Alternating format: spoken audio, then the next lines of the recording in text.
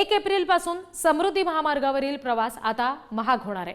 1 April पासून समृद्धी महामार्गावरच्या टोलमध्ये वाढ होणार आहे आणि त्यामुळे आता समृद्धी महामार्गाचा प्रवास हा महागणार आहे। समृद्धी महामार्गावरील एकंदरीत टोलमध्ये जवळपास 19% वाढ होईल असा अंदाज आहे आणि नवे टोल दर हे 31 मार्च 2028 पर्यंत लागू असणार आहे। नागपूर ते इगतपुरी पर्यंत कारसाठी 1080 रुपयांचा टोल लागायचा, पण आता नव्या दरानुसार 1290 रुपये टोल भरावा लागणार आहे। समृद्धी महामार्गावरचा हा प्रवास महागणार आहे। 1 एप्रिल पासून नवे दर लागू होत आहेत। आणखी काही तपशील या संदर्भातले आपण बघूयात। कार, हलकी वाहनं याच्यासाठीचा जुना दर हा 1080 रुपये होता आणि आता नवीन दर 1290 रुपये असणार आहे। याच्यामध्ये वाढ झालेली आहे, टोल वाढ आपण बघतोय। त्याचबरोबर समृद्धी महामार्गावर कार आणि हलक्या वाहनांसंदर्भातला हा जो दर वाढलेला आहे टोलचा, त्याच्यानंतर मिनी बस सुद्धा जुना दर त्यासाठीचा 1745 रुपये होता आणि आता नवीन दर 2075 रुपये इतका असणार आहे। बस आणि ट्रकसाठी जुना दर 3655 रुपये होता आणि नवीन टोल दर 4355 रुपये असणार आहे। अति अवजड वाहनं असतील तर त्याच्यासाठीचा टोलचा जुना दर 6980 रुपये होता, आता नवीन दर 8315 रुपये असणार आहे। त्यामुळे आता समृद्धी महामार्गाचा प्रवास हा 1 एप्रिल पासून महागणार आहे आणि 2028 पर्यंत ही टोलवाढ लागू असणार आहे। जवळपास 19% दरवाढ केली आहे। आणखी तपशील आपण घेणार आहोत। प्रतिनिधी जितेंद्र शिंगाडे सध्या आपल्याशी जोडले जात आहेत, त्यांच्याशी आपण या सगळ्या संदर्भात बोलणार आहोत। जितेंद्र, 19% ही टोलवाढ आहे। जो आधीचा दर होता त्याच्यापेक्षा बरीच किंमत आता वाढलेली आहे। निश्चित याचा परिणाम होऊ शकतो। समृद्धी महामार्गावरची वाहनं कदाचित यामुळे कमी होण्याची सुद्धा शक्यता आहे।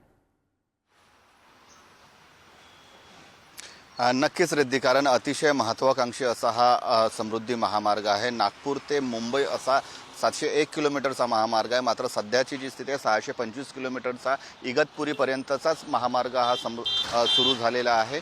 हिंदू हृदय सम्राट बाळासाहेब ठाकरे समृद्धी महामार्ग हा 701 किलोमीटरचा असून याच्यावरची जी टोलवाढ आहे किंवा टोलचं जी प्रवास आहे, प्रवासाची याची आणि टोलची जी आकारणी आहे ती पर किलोमीटरने होणार आहे। म्हणजे जेवढा किलोमीटर तुम्ही प्रवास कराल तेवढाच किलोमीटरचा टोल द्यावा लागणार आहे। आणि सध्याची जी जर आपण हलक्या कार किंवा छोट्या कारचा विचार केला तर ₹1.73 प्रति किलोमीटर असा दर सध्याचा आहे। मात्र आता ही टोलवाढ होणार आहे आणि एक जो उर्वरित टप्पा आहे मुंबईपर्यंतचा, आमनेपर्यंतचा, तो एखाद महिन्यात सुरू होईल अशी अपेक्षा व्यक्त करण्यात येत आहे। मात्र तो सुरू होण्यापूर्वीच टोलवाढ ही करण्यात आलेली आहे। 2.25 वर्षापूर्वी जवळपास हा महामार्ग प्रवासासाठी खुला करण्यात आलेला होता। पहिल्या टप्प्यामध्ये नागपूर ते शिर्डी असा हा प्रवासाचा टप्पा होता आणि हा 2.25 वर्षापूर्वी पंतप्रधान नरेंद्र मोदी यांच्या हस्ते या महामार्गाचं उद्घाटन आणि लोकार्पण करण्यात आलेलं होतं।